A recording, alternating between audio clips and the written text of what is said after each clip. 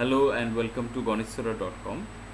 So we have a special series of articles with the name Simple Concept of Problem, and today we are on the eighth problem in this series. So we basically take up problems which require very simple concepts for their solution. So the problem for today is, as you can see on screen, there are three friends who play a game where each of them chooses a positive integer and they multiply the integers thus obtained. The choice is said to be successful if the product is 5 to 5 2. So how many successful choices are possible? Okay. So this is the problem. So three friends, they choose each of them, they choose a positive integer and then they multiply the integers.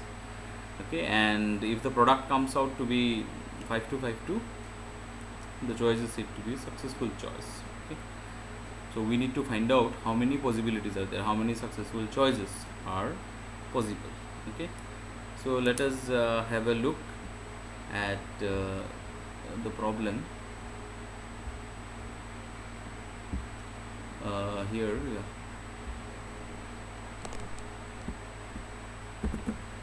Okay, so the problem, three of them choose some integers. Say three friends are there and they choose some integers like x, y, z. Okay, and the condition is that for a successful choice x, y, z has to be 5 to 5 2. Okay, this is the condition for a successful choice. Okay, so let us factorize this particular number 5 to 5 2. Okay, since we are talking about the product x, y, z, right, that means each x, y, z is a factor of 5 to 5 2.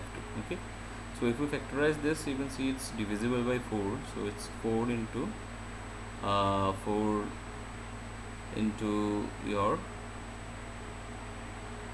4 3 is 12, 1 3, and then again 1 3, right?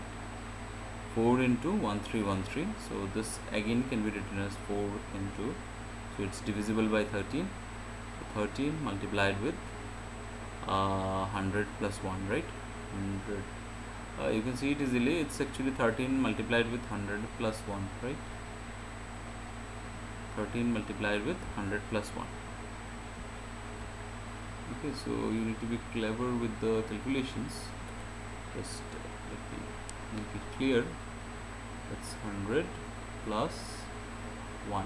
Okay, so it's actually 4 multiplied with 13 into 101.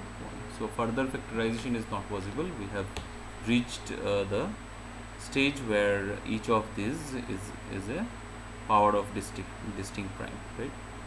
Okay, so I can write this one as 2 square multiplied with 13 multiplied with 101. Okay, this is number 1, right? So each x, y, z is a factor of 5 to 5 2. So x may be written as something like 2 to the power, say, a1 into 13 to the power b1, okay, into, say, 101 to the power c1. Okay, y may be written as 2 to the power some a2, right, multiplied with 13 to the power b2 multiplied with 101 to the power c2. Okay, and similarly z can be written as 2 to the power a3 multiplied with 13 to the power b3, okay, multiplied with 101 to the power c3, right?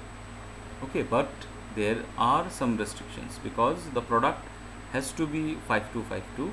So this a1, a2, a3, they cannot be chosen at will. Okay, there has to be some restrictions. What is that restriction? After multiplying this x, y, and z, we get the product as 5 to 5 2. That means the total power of 2 after multiplication cannot be more than 2.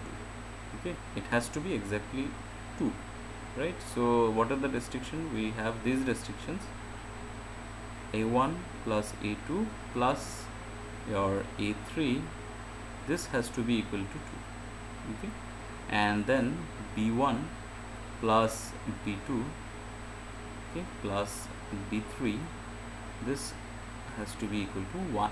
Okay, because 13, the highest power of 13 is 1 only in the product, right? And then c1 plus c2 plus c3 has to be also 1.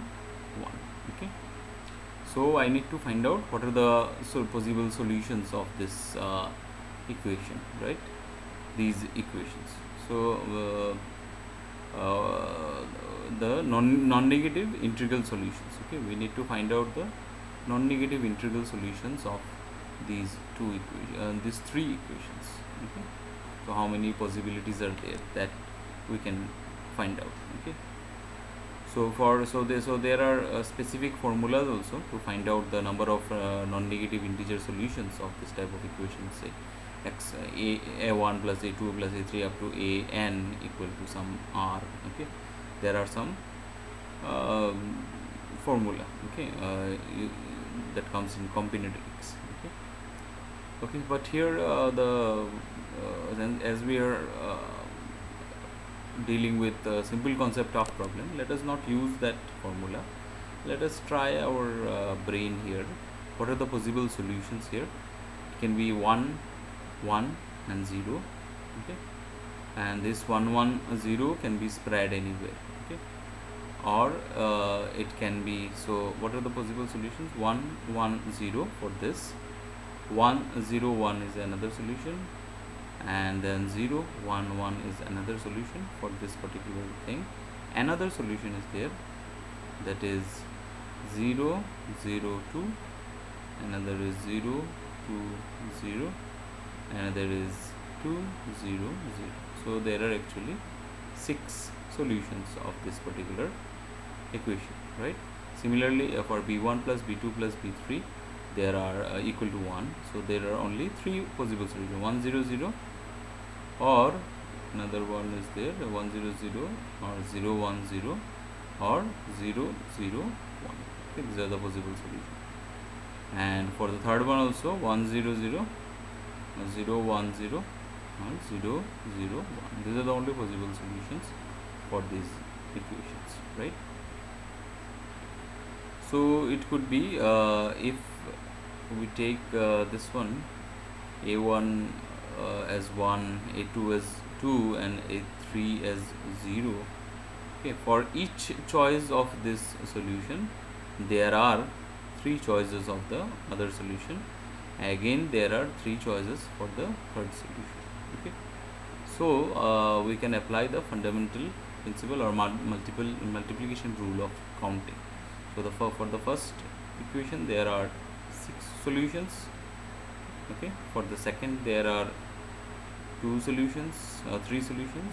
For the third, there are again 3 solutions. Okay, so what is the total number of solutions for this? Solutions is 6 into 3 into 3. Okay, because for each solution here, there are 3 solutions for the second, and for each solutions of the first and second, there are again 3 solutions of the third. Okay, so there are actually 6 3 is a 9, 9 3 is a, sorry, 6 3 is a 18, 18 into 3 54. Okay, so there are exactly 54 solutions that are available to us. Okay, right? Hence the number of that is called successful choices is 54. Okay,